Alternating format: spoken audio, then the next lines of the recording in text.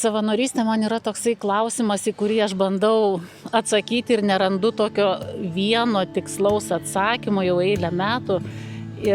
Bet vis dėlto manau, kad tai yra savirealizacija,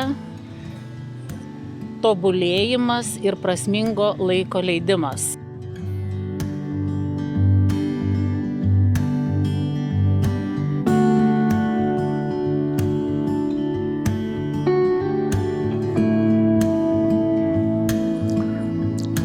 Ateina, užkalbina kiekvieną, pajuokauja, padainuojam, pažaisdavom salėj su visom.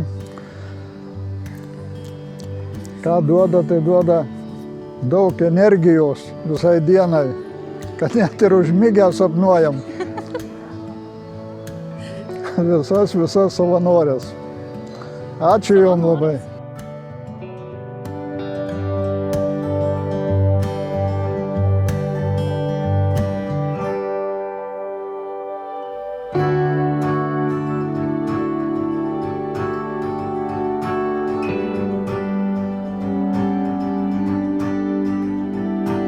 Labai patinka savanoriai, labai jie čia tinka, mums trūksta labai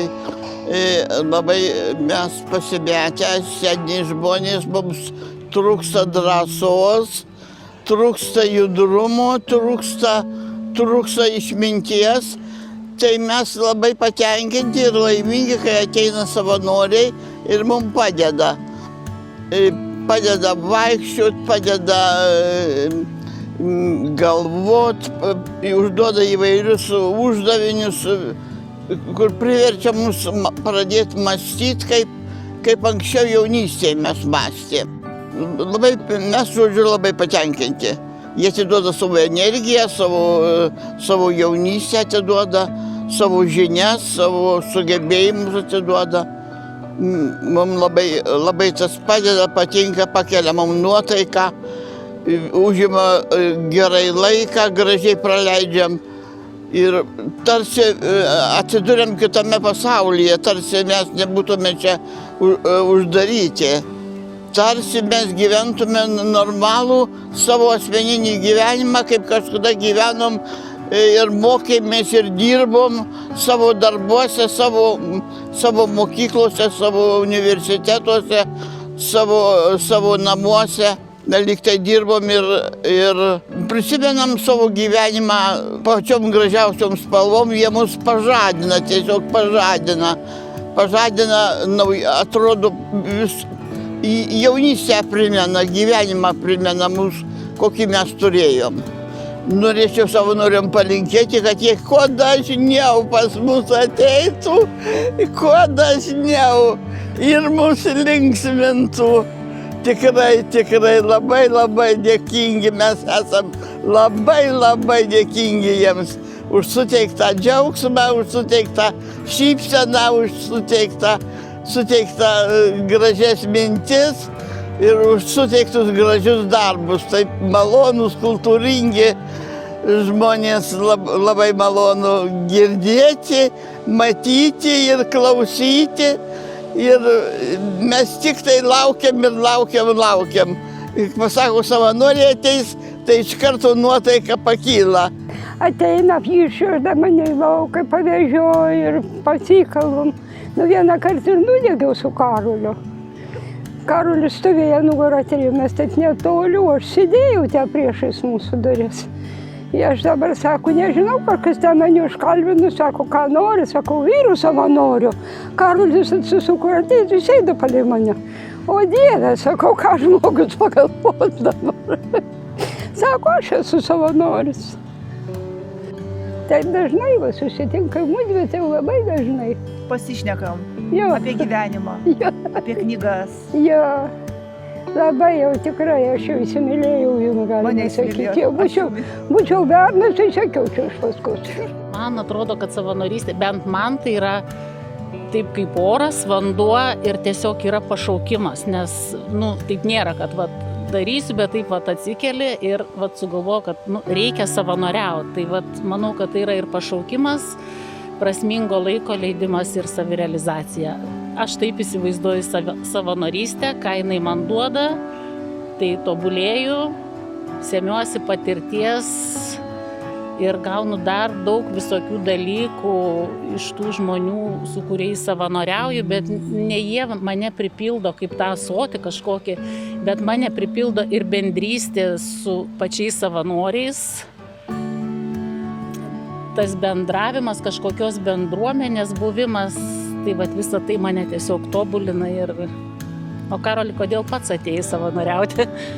Ai, nežinau, aš kažkaip pagalvojau, kad man gyvenime labai sekasi ir visi labai manim gyvenime rūpinasi. Nu, va taip tiesiog gavosi. Tai gal netyčia iškrito man taip tokia sėkmė. Ir kažkaip tiek visi manim rūpinasi, kad aš pagalvojau, kad aš galbūt turiu net ir pareigą kažkokią duot atgal ir turiu pakankamai to laisvo laiko, turiu tam galimybės ir jo. O dabar tai visiškai narkotikas. Aš daugeliui, kas iš kryžiaus sakiau, kad esu visiškai priklausomas ir eisiu bet kur mane jūs pakviesit, nes man tiesiog su jumis labai smagu. Tai va. O kodėl seneliai? Kodėl šiltų apsilankymų programa? Šiuo metu esu ne vienoj programoje, esu ir su pabėgėliais, bet seneliai tai toksai, man atrodo, tai yra mūsų bendruomenė, mūsų visuomenė ir tai yra žmonės, iš kurių gali pasisemti gyvenimiškos patirties ir taip dabar savanaudiškai pasakysiu, tai yra ateitis ir todėl, matyti tą tokią prasmingą, pilnavertę ir tokią, suvokti kaip amžiaus tarpsnį tą senatvę ir tiesiog todėl pasirinkau. O pats kodėl? Aš, viena iš priežasčių yra tikrai, kaip tu sakai, labai panaši. Man galbūt trūko šitų žmonių gyvenime, aš nebeturiu savo senelių ir kažkaip man reikėjo tų kartų dialogo, norėjau bendrauti su įvairiaus amžiaus žmonėm ir aš neslėpsiu, man čia labai smagu. Čia yra mano iš visų veiklų, kurias darau kryžiui, aš visiems sakau, kad čia yra mano atostogos. Ten galbūt kitos veiklos yra šiek tiek darbas, o čia yra atostogos, nes aš tikrai labai gerai čia praleidžiu laiką ir tokių visokių labai smagių istorijų čia nutinka.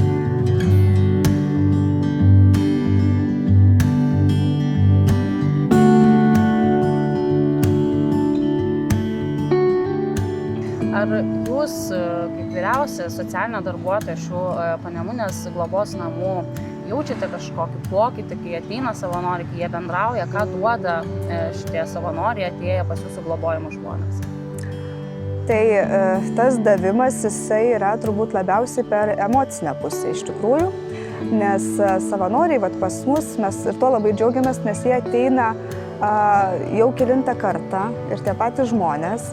Mes, kai kalbam su mūsų seniorais, ar žinokit, ateis, pas mus dažniausiai ketvirtadieniais ateina.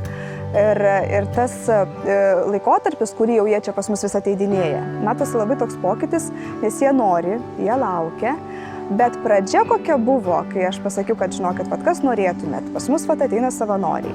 Tai buvo tų abejonių, nes, ir buvo tos toks kaip ir vėl savanoriai, žodžiu.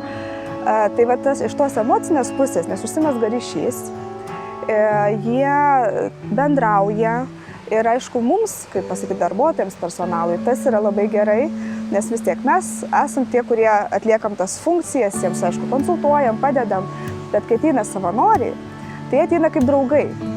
Ir yra tikrai tokių ir istorijų ir dalykų, kurie vis tiek mes kaip personalas, kaip darbuotojai, jie gal ir mums ir nepapasakoja, arba mes į mus žiūri truputėlį kitaip, o tas savanoris ateina draugas.